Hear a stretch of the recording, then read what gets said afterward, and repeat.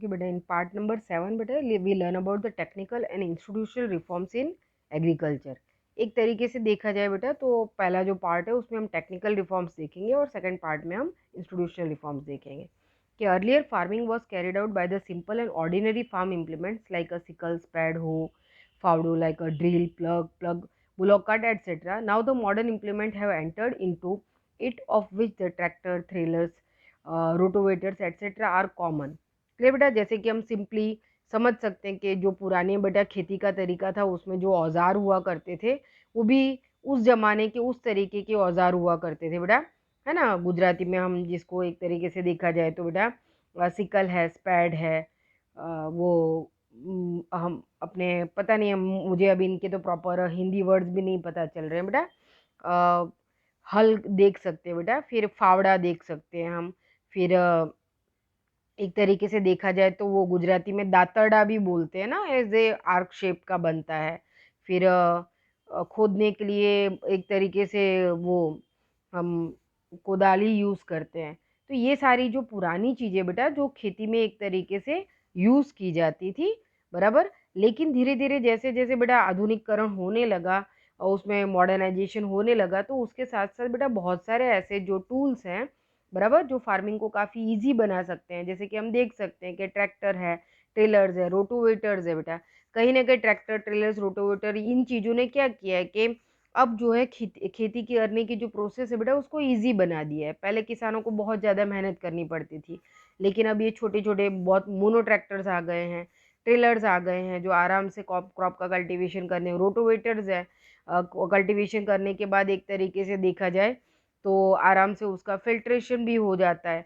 तो बहुत सारी ऐसी चीज़ें हैं बेटा जो कहीं ना कहीं एक तरीके से देखा जाए तो अब उन्होंने फार्मिंग को इजी बना दिया है। कि beside the modern equipment like a thresher and the harvester are used in the wheat harvesting. एक तरीके से देखा जाए बेटा तो गेहूं की खेती में बेटा जो थ्रेशर और हार्वेस्टर्स यूज होते हैं, जो आज के समय के अत्याधुनिक बहुत ही उपकरण अब लोग जो है यूज करने लगे बेटा, ताकि वीट का प्रोडक्शन इसी वजह से हम देख रहे हैं कि अब भारत में हमारे अबंडेंट वे में होता है। हार्वेस्टिंग के टाइप पीरियड में भी हार्वेस्टर्स यूज किए जाते हैं बेटा। ओके, तो यहाँ पे समझ सकते हैं कि हार्वेस्टिंग भी बहुत इजी वे में हो जाती है वीट की, वरना पहले इसमें भी बड़ी मेहनत का काम होता था। There is an increasing in the uses of chemical fertilizer, hybrid seed, BT seeds, insecticide, drip irrigation and the green houses. और बेटा जैसे जैसे हमने फार्मिंग में टेक्निकली इंस्टीट्यूशनली रिफॉर्म्स किए बेटा तो बहुत सारे बदलाव आए। हम केमिकल फर्टिलाइजर्स, बराबर, पहले हम बिल्कुल ऑर्गेनिक उस पर डिपेंडेड थे तो कई बार कुछ चीज़ों को नुकसान भी पहुंचता था बेटा जहाँ पे हमको केमिकल फर्टिलाइजर यूज़ करने की ज़रूरत थी।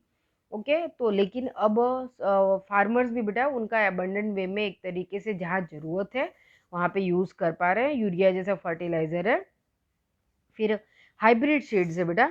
एक तरीके से देखा जाए तो बीटी सीड्स और हाइब्रिड सीड्स के आने की वजह से क्या हो गया बेटा, प्रोडक्शन अब 2 गुना हो गया है। फिर इंसेक्टिसाइड्स है, ड्रिप इरिगेशन मेथड है। अगर पानी की जहाँ पे कमी है बेटा तो वहाँ पे ड्रिप इरिगेशन मेथड के साथ भी फार्मिंग को अच्छे तरीके से किया जा सक रहा है। और ग्रीन हाउसेज जो है बेटा वो यूज़ किए जा रहे हैं। तो यहाँ पे हम देख सकते हैं बेटा कि किस तरीके से एग्रीकल्चर का एक मॉडर्नाइजेशन हुआ है और उस मॉडर्नाइजेशन का रिजल्ट हमको एबंडेंट क्रॉप प्रोडक्शन में दिखाई दे रहा है। अब वो कौन से टेक्निकल रिफॉर्म्स है बेटा जिनकी वजह से देखा जाए तो धीरे धीरे हमारा एग्रीकल्चर सेक्टर जो है बेटा वो काफ़ी एक तरीके से देखा जाए तो डेवलप हो पाया है। तो फर्स्ट यहाँ पे देखते हैं बेटा कि the farmers who earlier uses the leather buckets and the water wheel now uses the submersible pump or the monoblock pump, solar pump, drip irrigation and the sprinklers।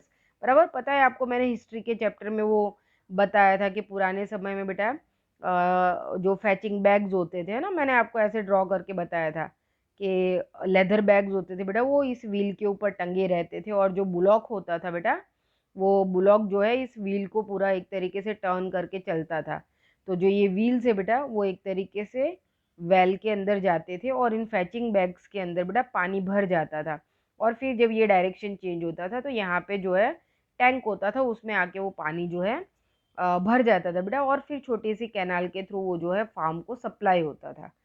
अब ये कितनी लंबी चौड़ी मेहनत वाली प्रोसेस है आप देख सकते हो बेटा, है ना। वाटर व्हील्स है, फिर फैचिंग बैग्स है जिनका लेदर बकेट्स का यूज़ किया जाता था और लेकिन अब हमारे पास छोटे छोटे सबमर्सिबल पंप्स आ गए हैं, मोनो ब्लॉक पंप्स आ गए हैं, सोलर पंप आ गए हैं, ड्रिप इरिगेशन मेथड और स्प्रिंकलिंग मेथड्स आ गई है, जिससे अब बहुत इजी हो गया है मतलब वाटर को यूज़ करना, खेतों तक पहुंचाना। फिर देखो chemical fertilizer like di ammonia phosphate, DAP, nitrogen, phosphorus, potash, NPK, urea and other biofertilizer, liquid biofertilizer, biotech seeds are used. बराबर, ये जो पर्टिकुलर सीड्स है बेटा, जो एक तरीके से देखा जाए तो स्मॉल फार्मर्स के एक एफर्ट के बाहर माना जाता था, बराबर, लेकिन अब आराम से उन तक पहुंच पा रहा है बेटा, वो इसका यूज़ कर पा रहे हैं। बायो फर्टिलाइज़र जिसको हम जैविक एक तरीके से फर्टिलाइज़र खाद बोलते हैं बेटा, और इसका जो यूज़ है उसका यूज़ करने की वजह से हम प्रोडक्शन को काफ़ी, एक तरीके से देखा जाए तो केमिकल फर्टिलाइज़र भी यूज़ नहीं हो रहा है और बायो फर्टिलाइज़र को यूज़ करके हम एक हेल्दी फार्मिंग कर पा रहे हैं।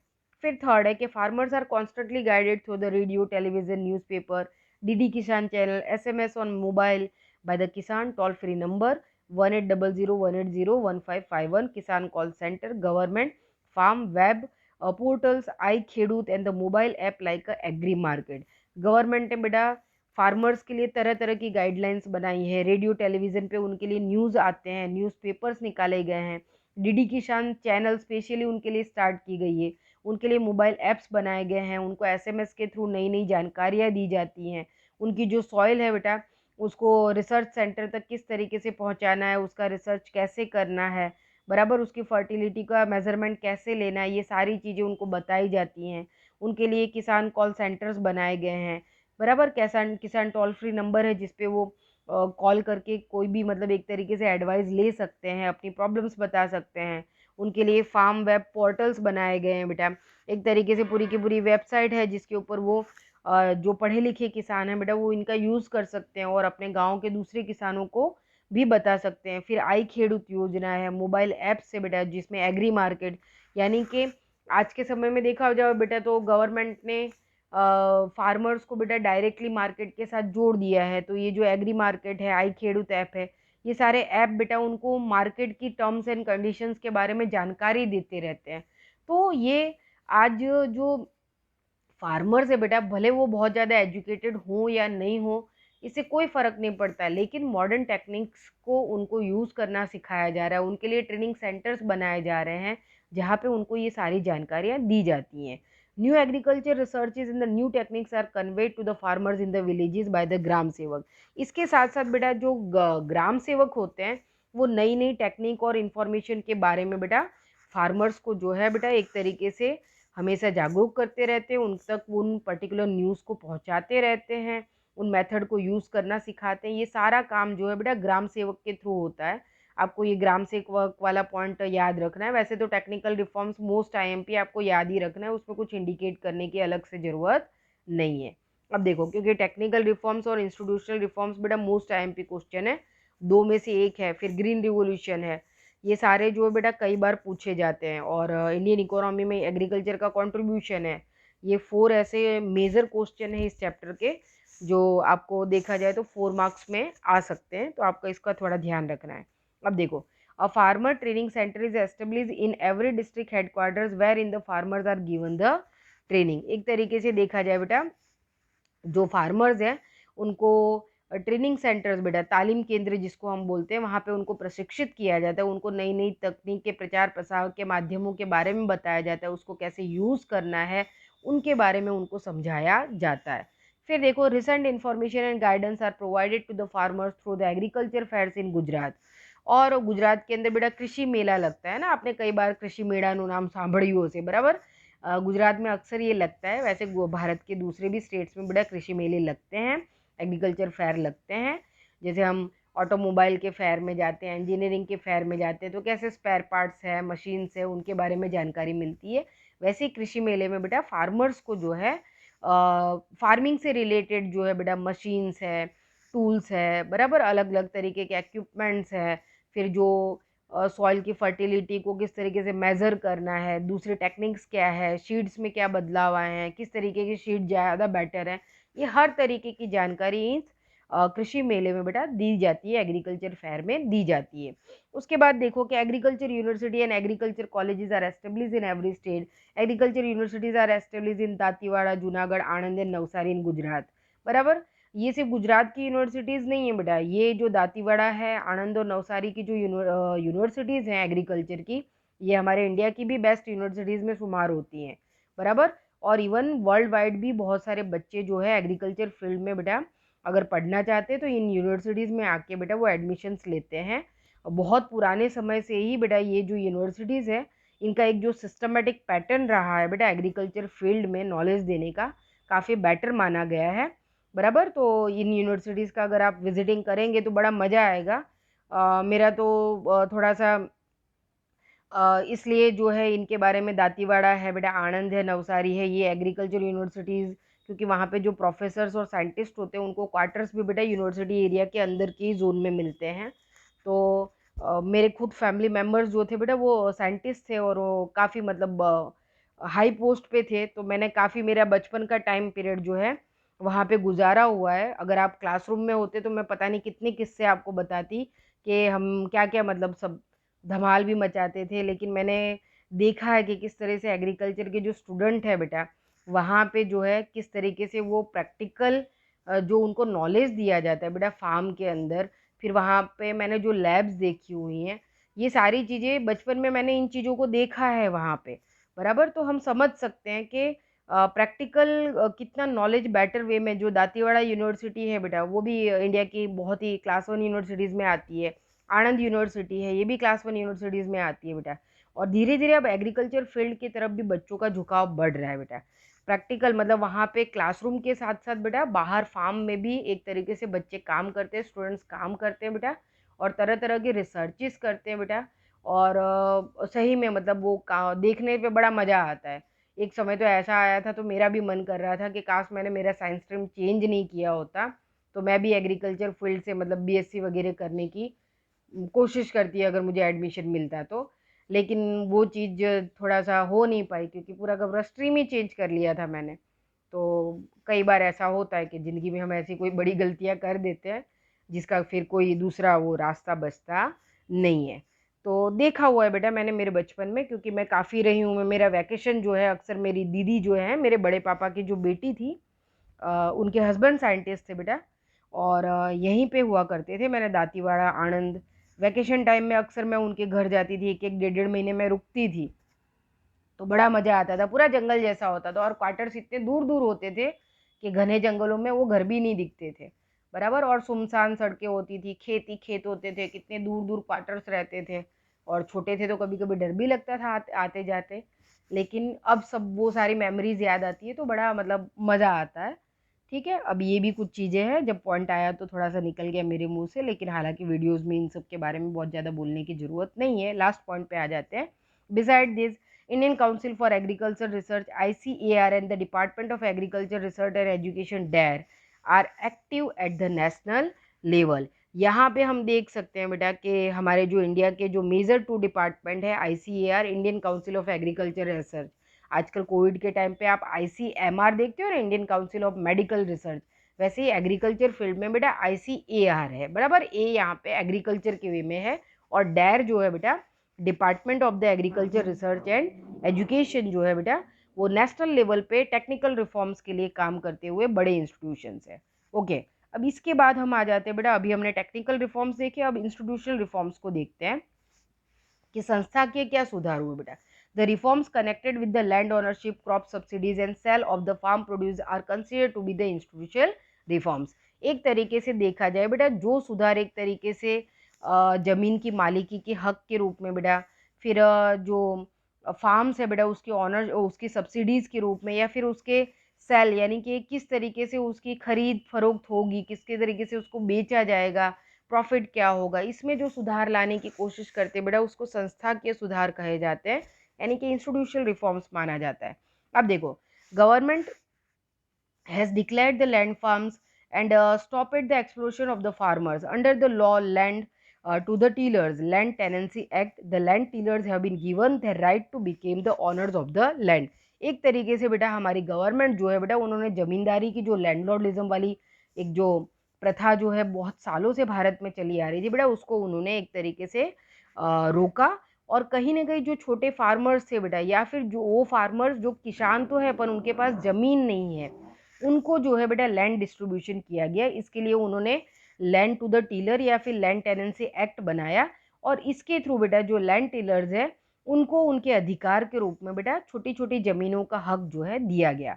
फिर देखो, the disparity among the land owners have been remove to the land ceiling act. एक तरीके से देखा जाए बेटा तो लैंड टेनेंसी एक्ट यानी कि जमीन मालिकी की जो असमानता है बेटा, वो इस एक्ट के थ्रू बेटा, इस कायदे के थ्रू जो है दूर की गई, बराबर, एक तरीके से उसकी मर्यादाओं को हटाया गया।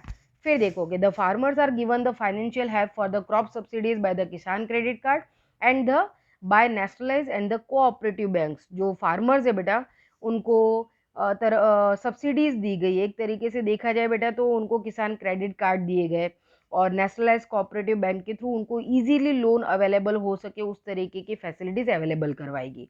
फिर आया है कि farmers are given the full insurance protection of their crops through the prime minister crop insurance scheme. एक बहुत ही अच्छी है बेटा कि प्रधानमंत्री इंश्योरेंस जो स्कीम है, prime minister crop insurance scheme है, जिसके थ्रू फार्मर्स को बेटा अगर किसी भी तरीके के डिजास्टर की वजह से, नेचुरल या मैनमेड फैक्टर्स की वजह से अगर उनके क्रॉप को जो बेटा किसी भी तरीके का नुकसान होता है, वो डिस्ट्रॉय होते हैं, डिस्ट्रक्शंस होता है, तो उनको नुकसान के बदले में बेटा एक सेफ्टी के रूप में इंश्योरेंस प्रोवाइड किया जाएगा। फिर है बेटा, when the crops fail due to the drought और the excessive rain, farmers are given the financial help by the government. अगर बेटा सूखा पड़ने की वजह से या हैवी रेनफॉल की वजह से क्रॉप जो है बेटा एक तरीके से फेलियर साबित होता है, तो उस समय भी गवर्नमेंट किसानों को जो है बेटा फार्मर्स को फाइनेंशियल हेल्प प्रोवाइड करती है।